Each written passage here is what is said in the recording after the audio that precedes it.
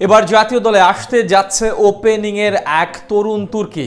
NCL আর premier league মাতিয়ে যিনি সুযোগ করে নিয়েছিলেন লাল সবুজের ইমার্জিং দলে, এবার শক্তিশালী দক্ষিণ আফ্রিকার বিপক্ষে নজরকাড়া সেঞ্চুরি হাঁকানোর সুবাদে জাতীয় দলের রাস্তাটাও অনেকটা সহজ করে নিলেন তরুণ এই ওপেনার। খুব শীঘ্রই টাইগারদের জাতীয় দলে আসতে যাওয়া দুর্দান্ত এই ওপেনারকে নিয়ে বিস্তারিত থাকছে রিপোর্ট।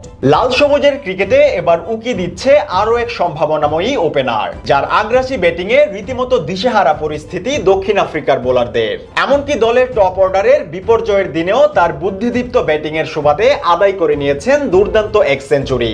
এর আগে এনসিএল কিংবা প্রিমিয়ার লিগ দুই আসরেই নিজের সামর্থ্য প্রমাণ করেন তিনি, যার সুবাদে টাইগারদের ইমার্জিং দলে ডাক পড়ে সম্ভাবনাময়ী এই ব্যাটারের, যেখানেও রীতিমতো বাজিমাত করে দেখিয়েছেন টাইগারদের এই উঠতি তারকা। তাই খুব শীঘ্রই নাম লিখাতে যাচ্ছেন জাতীয় দলের জার্সিতেও, যার আগমনের ফলে এবার আরো শক্তিশালী হবে টাইগারদের নড়বড়ে ব্যাটিং লাইন আপ। বলছিলাম বাংলাদেশ ইমার্জিং দলের তরুণ ওপেনার ইফতিকার হোসেন ইফতির কথা।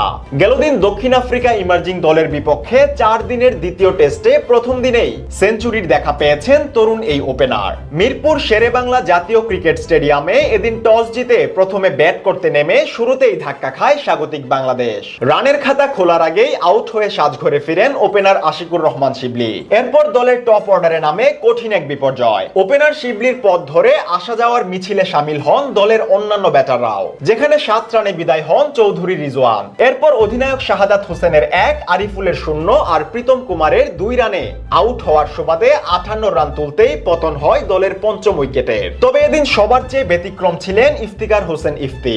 ষষ্ঠ উইকেটে মঈন খানকে নিয়ে দারুণ এক জুটি গড়েন দক্ষিণ আফ্রিকার বোলারদের বিপক্ষে। রীতিমতো দলের ভেঙে পড়া ব্যাটিং লাইনকে টেনে নিয়ে যান অনেকটা দূর। ইফতি মঈনের দুর্দান্ত ব্যাটিং এর সুবাদে ষষ্ঠ উইকেটে 179 রানের অবিশ্বাস্য এক জুটি গড়ে বাংলাদেশ। দলীয় 237 রানের মাথায় মঈন বিদায় নিলেও লড়াই চালিয়ে যান ইফতি। শেষমেশ প্রথম দিনের খেলা শেষ হওয়ার 11 বল আগে সাজঘরে ফিরেন ইফতিও। তবে ফেরার আগে মোট 14 109 রানের অসাধারণ এক ইনিংস খেলেন তিনি।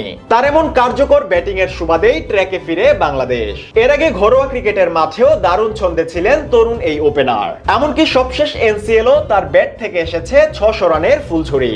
এছাড়া প্রিমিয়ার লিগের খেলাতেও রীতিমতো অনবদ্য পারফরমেন্স দেখিয়েছেন টাইগারদের এই উঠতি তারকা। এদিকে সাম্প্রতিক সময়ের পরিসংখ্যান বলছে খুব একটা সুবিধাজনক অবস্থানে নেই জাতীয় দলের ব্যাটিং লাইন আপ। দলের একের পর এক ম্যাচ হারার পিছনেও মূল ব্যর্থতা ওপেনারদের। তাই দলের বিপর্যয়ের দিনেও দলকে একা হাতে সামলানো এই ওপেনারকে খুব শীঘ্রই ইমার্জিং দলের মতো জাতীয় দলের জার্সিতেও অন্তর্ভুক্ত করতে চাইবেন বিসিবি কর্তারা।